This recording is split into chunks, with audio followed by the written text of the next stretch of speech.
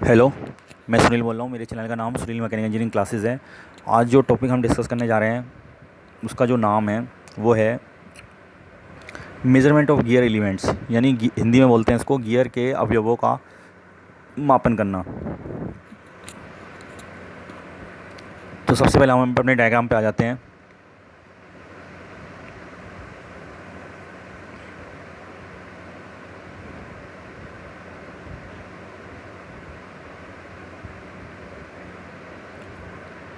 तो देखिए, इस डायग्राम को आप ध्यान से देखिए।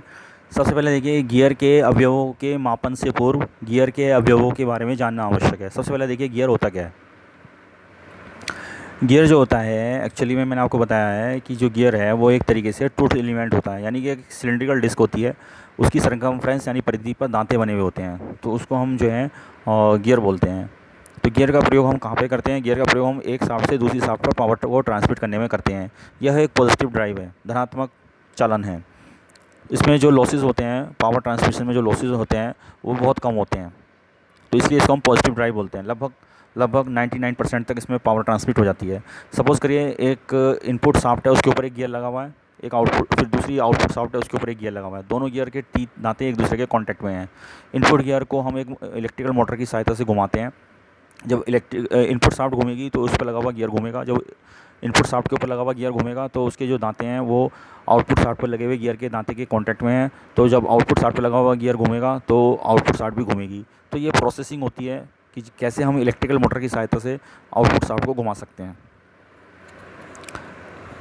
गियर का जो प्रयोग है वो सब जगह किया जाता है। आपने देखा होगा, जितने ऑटोमोबाइल्स हैं, टू व्हीलर्स हैं, बाइक हैं, स्कूटी हैं, फोर व्हीलर्स हैं, कार है, बस है, ट्रक हैं, सब जगह हमें गियर बॉक्स होता है। सब में गियर का प्रयोग होता है। First gear, second gear, third gear, fourth gear, back gear, सब जगह इसमें सब होते हैं। तो इसमें सब में गियर्स का प्रयोग होता है। जितने भी गियर ड्राइव जो व्हीकल्स हैं सब में इसका प्रयोग होता है। तो सबसे पहले अब इसमें आप देखिए कि ये जो हैं और गियर है, और इसमें का प्रयोग हम सिंपल, आपने देखा होगा मशीन शॉप में जो सेंट्रल लेथ मशीन होती है उसमें जो पावर ट्रांसमिशन पीछे गियर बॉक्स होता है, तो उसमें सिंपल स्पर गियर का प्रयोग होता है। अब देखिए, गियर गियर हम बोल रहे हैं तो गियर के जो अवयव हैं उनका हम अध्ययन करेंगे आज। एक इसमें हमने डायग्राम दिखा रखा है, इसमें दो गियर के दांते दिखा रखे हैं, उसमें सबके पार्ट्स लिखे हुए हैं। बस आज हम इतना इस लेक्चर में केवल इतना ही अध्ययन करेंगे। तो सबसे पहले होता है पिच सर्किल। तो देखिए, ये क्या होता है कि ये एक काल्पनिक सर्किल होता है, यानी इमेजिनरी सर्किल होता है, जो घूमने पर वही गति प्रदान करता है जो वास्तविक गियर करता है। अगर हम गियर के दांतों को हटा दें और एक सर्किल बना लें तो जो सिंपल सिलेंड्रिकल डिस्क हो जाए, तो वो जब एक सिंपल सिलेंड्रिकल डिस्क दूसरी सिंपल सिलेंड्रिकल डिस्क के कांटेक्ट में आएगी तो वो फ्रिक्शन के द्वारा एक शाफ्ट से दूसरी शाफ्ट पर पावर को ट्रांसमिट करती है। तो उसको हम बोलते हैं पिच सर्किल। पिच सर्किल का जो डायमीटर होता है उसी को हम बोलते हैं पिच सर्कल डायमीटर। इसको PCD से व्यक्त करते हैं। ठीक है। फिर आया पिच पॉइंट। तो जब दो गियर्स आपस में मिलते हैं तो उनके जो पिच सर्किल्स हैं वो जिस पॉइंट पे कांटेक्ट करते हैं उसको बोलते हैं हम पिच पॉइंट, यानी पिच बिंदु। फिर आता है पिच सरफेस। तो घूमने वाली चकत्ती यानी रोलिंग डिस्क की वह सतह जिसका स्थान दांतेदार गियर टूथ गियर ले लेते हैं उसे पिच सरफेस कहते हैं। फिर आती है पिच लाइन। दो आपस में मिलने वाले गियर्स की पिच सतह जिस रेखा पर संपर्क करती है वह पिच लाइन कहलाती है। फिर आती है सर्कुलर पिच, यानी वृत्तीय पिच। तो किसी गियर के पिच सर्किल की परिधि पर किसी एक दांते के किसी बिंदु से उसके बराबर वाले दांते के उसी अनुरूप बिंदु तक की दूरी को वृत्तीय पिच कहते हैं। इसे PC से व्यक्त करते हैं। तो PC आप देखिए क्या होती है। PC मतलब जैसे मान लीजिए गियर नंबर 1 है, ये गियर नंबर 2 है। तो गियर नंबर 1 पे हमने एक पॉइंट यहाँ ले लिया, फिर इसी के बराबर में जो गियर नंबर 2 है उसमें एक पॉइंट यहाँ पे ले लिया। तो दोनों के बीच की जो दूरी है उसको हम सर्कुलर पिच यानी वृत्तीय पिच कहते हैं। अब देखिए, वृत्तीय जो पिच होती है उसको हम जो है कैसे हम उसको, उसके लिए एक फार्मूला है। वृत्तीय पिच के लिए फार्मूला होता है PC बराबर पाई डी अपॉन टी, यानी डी जो है वो पिच सर्किल डायमीटर है और टी जो है वो गियर पर बने दांतों की संख्या है। ठीक है। इसी तरीके से व्यासीय पिच होती है। व्यासीय पिच जो होती है, डायमीटर पिच, प्रति इकाई पिच व्यास के लिए दांतों की संख्या को व्यासीय पिच कहते हैं। ये बराबर PD बराबर क्या होती है, टी अपॉन डी। टी क्या है? टी जो है नंबर ऑफ टीथ हैं, दांतों की संख्या है। डी क्या है? पिच सर्किल डायमीटर है। ठीक है। फिर आता है मॉड्यूल। तो किसी गियर के पिच सर्किल डायमीटर तथा दांतों की संख्या के अनुपात को मॉड्यूल कहते हैं, यानी M बराबर D अपॉन टी। तो डी क्या है? Pitch circle diameter. टी क्या है? नंबर ऑफ टीथ, दांतों की संख्या। फिर आता है एडेंडम। एडेंडम क्या होता है?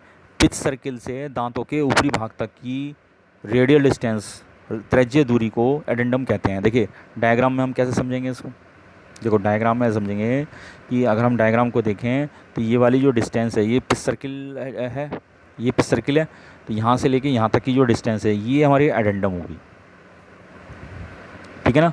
अब आते हैं हम आगे वाले, नेक्स्ट है एडेंडम सर्किल। तो गियर के दांतों के ऊपरी भाग से होकर जो सर्किल पास होता है उसी को हम एडेंडम सर्किल कहते हैं। ये एडेंडम सर्किल पिच सर्किल संकेंद्रित यानी कंसेंट्रिक होता है। यानी एडेंडम सर्किल जो होगा, जो एडेंडम है, तो ये एडेंडम है, यहाँ से जो पास होगा, जो सर्किल पास हो रहा है एडेंडम से, ये एडेंडम सर्किल है। और ये वाला जो सर्किल है ये तो हो गया पिच सर्किल, ये हो गया एडेंडम सर्किल। फिर नेक्स्ट हम आते हैं नेक्स्ट पॉइंट पर, डिडेंडम। तो पिच सर्किल से गियर के जड़ तक की रेडियल डिस्टेंस को डिडेंडम कहते हैं। और डिडेंडम सर्किल क्या होता है, गियर के दांतों के निचले भाग से होकर जाने वाले सर्किल को डिडेंडम सर्किल कहते हैं। अब देखो डिडेंडम सर्किल और डिडेंडम देखेंगे हम क्या होता है। डायग्राम को देखें आप ध्यान से। डायग्राम में आप क्या देख रहे हैं, ये तो हो गया आपका पिच सर्किल, और ये यहाँ तक की जो दूरी है, निचले भाग तक की दूरी है, ये तो हो गया डिडेंडम। ठीक ठीक है, ये हो गया पिच सर्किल और ये हो गया डिडेंडम सर्किल। निचले भाग से मतलब डिडेंडम से जो सर्किल पास हो रहा है वो डिडेंडम सर्किल। फिर अब आगे बढ़ते हैं हम। तो नेक्स्ट आ जाता है हमारे पास क्लियरेंस। तो किसी गियर के दांतों के ऊपरी किनारे से तथा उससे मिलने वाले गियर के दांतों की जड़ तक की रेडियल डिस्टेंस को क्लियरेंस कहते हैं। यह दांते के एडेंडम तथा डिडेंडम के अंतर के बराबर होती है। अब आप देखिए एक गियर है, हम जैसे मान लो गियर नंबर 1 है, वो दूसरे गियर के साथ मैच कर रहा है, मिल रहा है, तो उसमें क्या करते हैं, गियर का एडेंडम और दूसरे गियर का डिडेंडम के बीच में थोड़ा सा हम गैप रखते हैं, उसको हम क्लियरेंस कहते हैं। ठीक है, तो उससे जो क्लियरेंस से जो सर्किल पास होता है उसी को हम क्लियरेंस सर्किल कहते हैं। तो किसी गियर के दांतों के मिलने वाले ऊपरी भाग से होकर गुजरने वाले सर्किल को क्लियरेंस सर्किल कहते हैं। देखो डायग्राम में हम इसको ऐसे देखेंगे, तो क्लियरेंस सर्किल को और देख लेते हैं। तो देखो अगर मान लो यहाँ पे दूसरा टीथ होता, वो यहाँ पे ऐसे मैच करता, तो वो पूरा यहाँ तक नहीं जाएगा डिडेंडम, थोड़ा सा रह जाएगा, तो बोलते हैं क्लियरेंस। और यहाँ से जो सर्किल पास होगा उसको क्लियरेंस सर्किल कहते हैं। फिर है प्रेशर एंगल। तो परस्पर मिलने वाले दो गियर्स के दांतों के संपर्क बिंदु यानी कॉन्टैक्ट पॉइंट पर कॉमन नॉर्मल और पिच पॉइंट पर कॉमन टेंजेंट लाइन से बनने वाले कोण को प्रेशर एंगल कहते हैं। इसका मान 14.5 डिग्री से 20 डिग्री तक के बीच में होता है। होल डेप्थ क्या होती है, गियर का एडेंडम प्लस डेडेंडम, उसको कहते हैं हम होल डेप्थ यानी कुल गहराई। फिर होता है वर्किंग डेप्थ, कार्यकारी गहराई। एडेंडम वृत्त सर्किल एवं अवकाश वृत्त सर्किल, एडेंडम सर्किल और क्लियरेंस सर्किल के बीच की दूरी को वर्किंग डेप्थ कहती है। ठीक है, तो होल डेप्थ क्या हो गई, देखो होल डेप्थ हो गई, इसमें हम डायग्राम में देखें अगर, तो जो होल डेप्थ हो गई वो तो हो गई टोटल, भाई ये एडेंडम हो गया, ये डेडेंडम हो गया, टोटल जोड़ो तो होल डेप्थ हो गई। और कार्यकारी जो डेप्थ होती है और वो यहाँ तक क्लियरेंस तक रुक जाएगी, यानी कार्यकारी जो डेप्थ होगी वो यहाँ तक रुक जाएगी, यानी यहाँ से लेके यहाँ तक ये हो जाएगी वर्किंग डेप्थ। इसके बाद जो है आता है दांते की मोटाई। तो किसी गियर के पिच सर्किल पर दांते के दोनों सिरों के बीच की आर्क की लंबाई को दांते की मोटाई कहते हैं। दांते की मोटाई देखो कैसे होगी, ये देखो ये जो है इसमें हमारे पास डिस्टेंस दिखा रखी है, इस किनारे पर यहाँ से लेकर यहाँ तक, यानी इसको दोबारा से देखें अगर हम, तो इसमें अगर हम एक पॉइंट मार्क कर दें, तो इसमें अगर आप देखें तो ये डिस्टेंस और ये डिस्टेंस, ये हो गई दांते की मोटाई, यानी ये डिस्टेंस हो गई दांते की मोटाई। ठीक, फ्लैंक ऑफ टीथ। किसी गियर के पिच से नीचे दांते की सतह को फ्लैंक कहते हैं। Face of teeth. किसी गियर के पिच सतह से ऊपर दांते की सतह को फेस कहते हैं। देखो फेस हो गया, एक हो गया फ्लैंक। तो फेस और फ्लैंक दोनों को हम देखते हैं।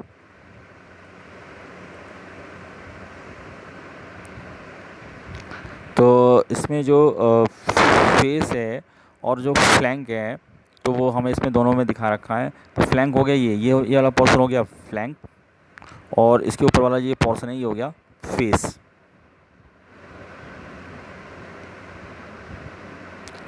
उसके बाद है फेस विड्थ। फेस विड्थ किसी गियर के एक्सिस के पैरेलल समानांतर दांते की चौड़ाई को फेस विड्थ कहते हैं। तो देखिए फेस विड्थ क्या हो गई, जो फेस विड्थ है, अगर फेस विड्थ को हम डायग्राम में देखें तो ये फेस विड्थ हो गई, ये यहाँ तक फेस विड्थ है। इसी तरीके से हम और आगे बढ़ते हैं, तो इसमें आता है टॉप लैंड और बॉटम लैंड। तो किसी गियर के दांते के शीर्ष भाग अथवा ऊपरी भाग की सतह को टॉप लैंड कहते हैं, और दांते की जड़ अथवा निचले भाग पर चपटी सतह को बॉटम लैंड कहते हैं। यानी कि टॉप लैंड और बॉटम लैंड जो है इसको हम देखते हैं क्या होता है। तो ये जो सरफेस है ये टॉप लैंड है, और इसी तरीके से बॉटम लैंड जो है वो ये वाली सरफेस है। इसके बाद जो है नेक्स्ट जो हमारा लास्ट एक दो पॉइंट और रह रहा है वो है फ्लैट। तो किसी गियर के दांते की प्रोफाइल को डिडेंडम सर्किल से जोड़ने वाला वक्र फ्लैट कहलाता है।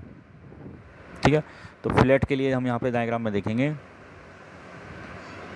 तो जो फ्लैट है जो फ्लैट है वो क्या होता है, ये इसको कहते हैं हम फ्लैट। फिर इसके बाद जो हमारे पास नेक्स्ट है पाथ ऑफ कॉन्टैक्ट और आर्क ऑफ कॉन्टैक्ट। तो पाथ ऑफ कॉन्टैक्ट क्या होता है, पाथ ऑफ कॉन्टैक्ट एक्चुअली में क्या होता है, किसी परस्पर मिलने वाले दो गियर्स में उसके दो मिलने वाले दांतों द्वारा संपर्क के आरंभ से लेकर संपर्क के अंत तक तय किया गया मार्ग पाथ ऑफ कॉन्टैक्ट कहलाता है। ठीक है ना। और आर्क ऑफ कॉन्टैक्ट क्या होता है, संपर्क चाप परस्पर मिलने वाले गियर्स के दांतों के संपर्क के आरंभ से लेकर अंत तक पिच लाइन पर किसी बिंदु द्वारा तय किए गए मार्ग को आर्क ऑफ कॉन्टैक्ट कहते हैं। तो इसमें हमें इसमें डायग्राम में देखते हैं कहाँ पर क्या होगा।